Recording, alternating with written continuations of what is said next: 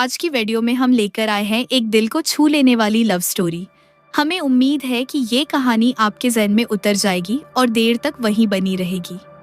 एक मासूम सी मुलाकात कैसे जिंदगी की सबसे बड़ी सीख बन जाती है, ये जानने के लिए इस वीडियो को आखिर तक जरूर देखें। तो चलिए वक्त जाया के बिना इस मोहब्बत भरी दास्तान को शुरू करते हैं। सुनो, क्या तुम मेरी सीट देख सकते हो? नोटिस बोर्ड दिख नहीं रहा। कमर पर हाथ रखे एक लड़की मुझसे कुछ इस अदा में बोल रही थी जैसे उसे मुझ पर कोई हक हो। हालांकि हमारी जान पहचान सिर्फ इतनी थी कि कुछ घंटे पहले ही हम दोनों एक ही बस से इंजीनियरिंग एंट्रेंस परीक्षा देने पहुंचे थे। उसकी बेपरवाह सी बातों पर हंसी तो बहुत आई, मगर मैंने खुद को संयत रखते हुए उससे उसका रोल नंबर पूछ लिया। उसने मासूमियत से नंबर बताया और एक प्यारी सी मुस्कान के साथ कहा, प्लीज हेल्प कर दो, मैं यहाँ तुम्हें छोड़कर किसी को नहीं जानती। मन में ख्याल आया कि जानती तो मुझे भी नहीं हो, पर अपना काम निकलवाना है। रोल नंबर देखकर मुझे कहीं जाने की जरूरत नहीं पड़ी, क्योंकि उसका नंबर मेरे ठीक बाद का था। जाहिर है उसकी सीट भी मेरी सीट के पीछे ही थी।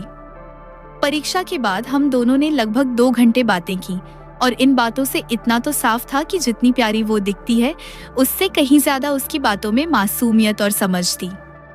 घर लौटते हुए दिमाग में बस वही छाई रही, हल्का मेकअप, कंधों तक बाल और बेपरवाह अंदाज। अब तो जो भी गाना सुनता वही उसके चेहरे पर फिट होने लगता।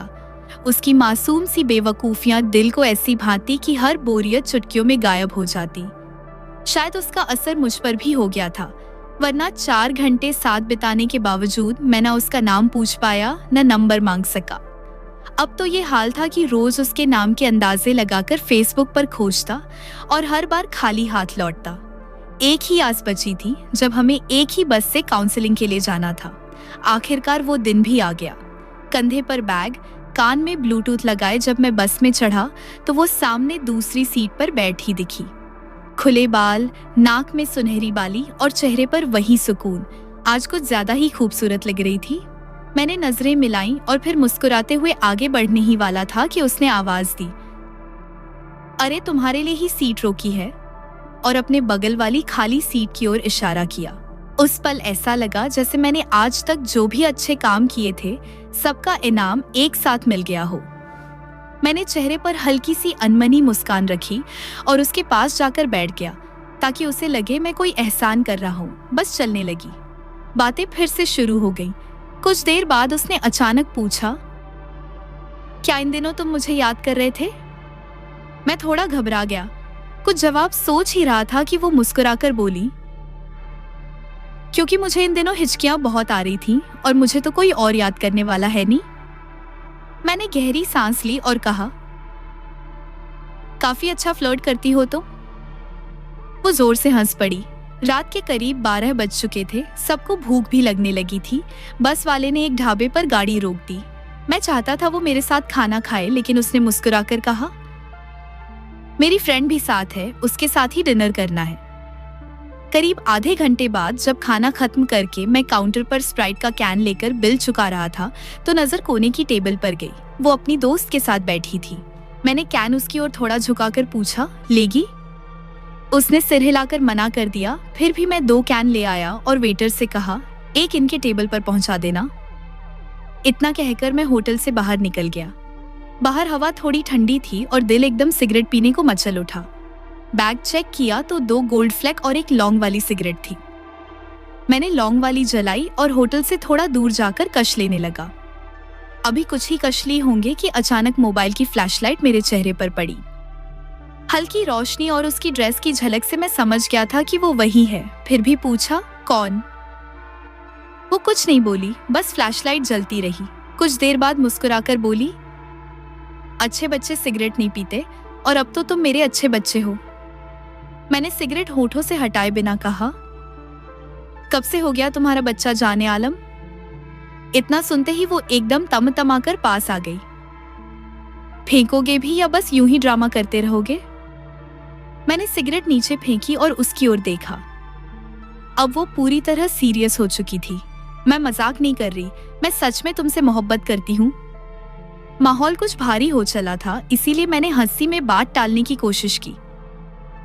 मैं तो सोच रहा था तुम इस मौके पर अपने होंठ मेरे होंठों पर रखोगी। और पूछोगी कि ये सिगरेट ज्यादा जरूरी है या तुम्हारी मोहब्बत। वो हंस पड़ी, फिर सिगरेट उठाकर दूर फेंक दी और बोली, ओ मेरे शायर फेसबुक, अब इलायची खा लो, वरना पूरी रात तेरी बदबू मुझे नींद नहीं लेने देगी। एडमिशन की उलझनों में वो इतनी करीब आ चुकी थी कि अब वो सिर्फ एक गर्लफ्रेंड नहीं, एक आदत बन चुकी थी। उसका प्यार इतना गहरा और सहज था कि मैं खुद को उसकी मोहब्बत में खोता चला गया। वो जब भी साथ होती, दुनिया की हर बात में मुझे शामिल कर लेती। मैं खामोश उसके चेहरे को निहारता रहता और वो बोलती रहती। जब भी वो करियर और फ्यूचर की बातें करती, मेरा हाथ थाम लेती और कुछ पल को बस मुझे देखती रहती। उस वक्त उसका चेहरा ऐसा लगता जैसे बुद्ध की सारी शांति और भोलापन उसमें समा गया हो। जब उसकी संजीदगी बढ़ने लगती, मैं हंसी मजाक में माहौल हल्का कर देता। ओ बामियान की बुद्ध, इतना शांत भी मत दिखो, तुम्हें उड़ाने के लिए मेरा जैसा आतंकी आ चुका है। वो खिलखिलाकर हंस पड़ती और मैं उसकी हंसी में खो जाता। कभी कभी मुझे जबरदस्ती कैंटीन ले जाती। मैं पैसे देता तो झुंझलाकर कहती, तुम्हारा पैसा भी तो अब मेरा ही है, आज खर्च कर लो, शादी के बाद सेविंग कर लेंगे। खाने में मुझे न पिज्जा पसंद था न डोसा, मगर वो जिद करके मुझे खिलाती और कहती, मेरे हाथों में जादू है, खाओगे तो सब अच्छा लगेगा। इस जिद में कुछ वैसा ही अपनापन था जैसा बचपन में माँ में देखा था। जब मैं तीखा कहकर मांसाहार नहीं खाता तो माँ मीट को पानी से धो देती और कहती, तू नहीं खाएगा तो मैं दुबली हो जाऊंगी। बचपन में गुस्से में कहता, अब खाना नहीं खाऊंगा, मम्मी को दुबला कर दूंगा। सब हंसते और मैं समझ नहीं पाता। अब उसी मासूमियत में मैं फिर से बच्चा बन जाता। खुशियों के इन पलों के बीच कभी कभी डर लगता कि कहीं कुछ बुरा ना हो जाए, क्योंकि मुझे अक्सर ऐसा लगा है कि जब मैं बहुत खुश होता हूँ, कोई बड़ी तकलीफ मेरा इंतजार कर रही होती है। और हुआ भी वही। धीरे धीरे चीजें बदलने लगी। उसके मैसेज कम आने लगे। मैं लिखता, बदले बदले से सरकार नजर आते हैं, और जवाब में सिर्फ एक स्माइली मिलती। इसी बीच दशहरे की छुट्टियां लग गई। मैं घर आ गया। वहां नेटवर्क भी कमजोर था और माहौल भी। रात को मुश्किल से 5 से 10 मिनट फोन पर बात हो पाती, और जब बात होती भी तो उसमें अब वो गर्मजोशी नहीं होती। मैंने कॉल करना कम कर दिया। वो कभी फोन करती तो मैं उठाता नहीं। छुट्टियां बीत गईं और मैं कॉलेज लौटा, लेकिन तब तक सब कुछ बदल चुका था। अब हम दोनों एक दूसरे को देखकर भी अनदेखा करने लगे थे। कॉलेज का बदला हुआ रूटीन सबके लिए बहाना था, लेकिन मेरे लिए सच्चाई थी। दोस्तों से जब सुनता कि वो एक सीनियर के साथ लाइब्रेरी में बैठती है तो अंदर ही अंदर कुछ टूटने लगता।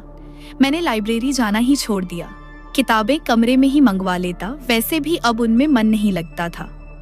रोज रात को उसका कॉल आता, जैसे कुछ बदला ही नहीं। जब मैं पुरानी बातों का जिक्र करता तो वो पढ़ाई का बहाना लेकर बात घुमा देती। उल्टा मुझे ही पढ़ाई पर ध्यान देने की नसीहत देती। धीरे धीरे मैं खुद में ही सिमटने लगा और एक दिन मैंने कह दिया, कृपया मुझे कॉल मत करना, अब ये रिश्ता यहीं खत्म। मुझे उम्मीद थी कि वो कुछ तो कहेगी, सफाई देगी, लेकिन उसने मुस्कुराकर कहा, तुम्हें जो सही लगे शुभ, मैं रोकने वाली कौन होती हूँ। बस मेरी फोटोज डिलीट कर दो, मैं भी तुम्हारी कर दूंगी। मैंने फोन से उसकी सारी तस्वीरें हटा दी, वॉलपेपर फिर से माँ की तस्वीर लगाई और सोचा कि अब खुद को संभाल लूंगा। पर अगले ही दिन फिर उसका कॉल आया, जैसे कुछ हुआ ही ना हो। कैसे हो, मजे में? मैं चुप रहा, पर वो एक के बाद एक सवाल करती रही। नई गर्लफ्रेंड मिली क्या? सिंगल लाइफ कैसी लग रही है? हर सवाल मेरे सीने में तीर सा चुभता। आंखों से आंसू बहते रहे और गला रुंधा रहा। उस दिन के बाद महीनों बाद फिर से सिगरेट जलाई, घुमटी खुलवाई और 2 पैकेट सिगरेट लाकर खुद को धुएं में डुबो दिया। इस बार फेफड़े नहीं, आत्मा जल रही थी। अगले दिन अपने फेसबुक स्टेटस में सिंगल लिख दिया। धीरे धीरे ब्रेकअप की खबर फैल गई। मैं फिर कॉलेज आने जाने लगा, मगर अब किसी से खास बात नहीं करता। सोशल मीडिया से खुद को काट लिया। रोज माँ को फोन करता, उन्हें बताता कि भविष्य की तैयारी कर रहा हूँ। माँ समझ जाती थी कि कुछ गलत हुआ है। रोज कहती, बेटा कोई भी परेशानी हो तो डटकर सामना करो। पापा को गुड नाइट कहता, उन्हें लगता शायद मैं फेल हो गया हूँ। ढांढस बंधाते कि मुश्किल वक्त हंसते हुए काटो। उधर रूममेट से सुना कि अब जब भी वो किसी क्लास में जाती तो लड़के मेरा नाम लेकर उसे चिढ़ाते। मैं सबको मना करता, फिर भी वो जब सामने आती तो मैं नजरें फेर लेता। समय बीतने लगा। धीरे धीरे सब सामान्य लगने लगा, पढ़ाई में मन लगाने लगा। मेरे अच्छे प्रदर्शन की वजह से मुझे स्टूडेंट्स रिप्रेजेंटेटिव बनाया गया। एक रात जब मैं किताब लेकर बैठा ही था कि गार्ड ने आकर बताया, डीन सर बुला रहे हैं, अर्जेंट है। भागता हुआ ऑफिस पहुंचा तो बाहर वही सीनियर लड़का खड़ा था, उसके साथ वो भी थी। आंखों के नीचे काला निशान साफ दिख रहा था। पता चला कि वो 3 महीने की प्रेग्नेंट है और झगड़े में लड़के ने उसे मार दिया, जिससे वो बेहोश हो गई थी। डीन चाहते थे कि दोनों को कॉलेज से निकाल दिया जाए। उन्होंने मुझसे स्टूडेंट्स के रिएक्शन के बारे में पूछा। मैंने उसे देखा, वो आंखें जो कभी मेरी थीं अब बुझी हुई थीं। मैंने कहा, लड़का तो पहले से बदनाम है, कोई कुछ नहीं कहेगा, लड़की का एबॉर्शन करवा के मामला सुलझा सकते हैं। डीन बोले, अगर कुछ हो गया तो जिम्मेदारी कौन लेगा? मैंने अपना वॉलेट, एटीएम और डॉक्यूमेंट उनके सामने रख दिए। अगर कुछ हुआ तो सारी जिम्मेदारी मेरी। तब जाकर वे माने। रूम आकर माँ की दी हुई अंगूठी गिरवी रखी, दोस्तों से पैसे उधार लिए और सारा इंतजाम करके उसका इलाज करवाया। डीन से रिक्वेस्ट करके उसे कॉलेज से निकालने का फैसला भी रुकवाया। कुछ दिन बाद जब सब शांत हुआ तो उसका एक व्हाट्सएप मैसेज आया। उसने मेरी डीपी के साथ एक कोलाज बनाकर भेजा और लिखा, आई एम सॉरी शुभ, मैं बहक गई थी। तुम्हारा प्यार ज्यादा था, मैं संभाल नहीं पाई। अब बस तुम्हारी राधा बन के जीवन बिताना चाहती हूँ। मैंने कुछ देर सोचा, फिर सिर्फ 3 शब्द टाइप किए, फक ऑफ बिच, सेंड कर दिया। अब मैं खुद को फिर से किसी भ्रम में नहीं डालना चाहता था। अगर ये कहानी आपके दिल को छू गई हो तो कमेंट में अपना प्यार जरूर जाहिर करें। चैनल को सब्सक्राइब करें, ज़िया उल हक ऑफिशियल, जहां हर कहानी कुछ नया सिखाती है। और याद रखिए, जिंदगी में जब सब टूट जाए तब खुद को जोड़ने वाला बस एक इंसान होता है, आप खुद। प्यार की सबसे बड़ी जीत तब होती है जब आप अपने दर्द को अपनी ताकत बना लेते हैं।